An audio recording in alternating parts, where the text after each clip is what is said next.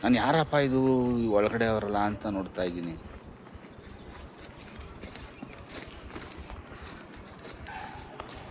ಇಲ್ಲಿ ನೋಡಮ್ಮ, ಅಂದರೆ ಅಲ್ಲಿ ಹೋಗಂಗಿಲ್ವಲ್ಲ ನಾವು.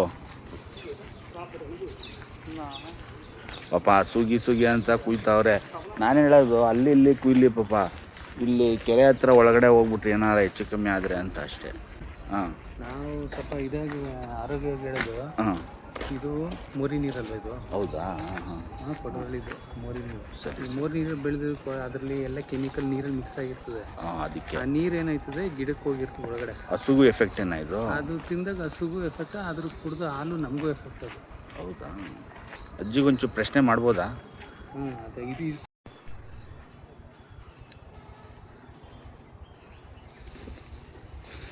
ಅಮ್ಮ, ಏನು ಹುಲ್ ಕುಯ್ತಾ ಇದ್ದೀರಾ? ಇಲ್ಲಿ ಕುಯ್ಬೋದಾ? ಇಲ್ಲಿ ಕೆರೆ ಪಕ್ಕ ಪರ್ಮಿಷನ್ ಕೊಟ್ಟವ್ರಾ? ಅಲ್ಲ, ಹುಷಾರಾಗಿ ಕುಯ್ರಿ. ಅದಕ್ಕೆ ಅಷ್ಟೇ, ಇನ್ನೇನಿಲ್ಲ. ಏನು ಹಸುಗಮ್ಮ? ಹಸುಗ ತಿಂತವ ಇವು?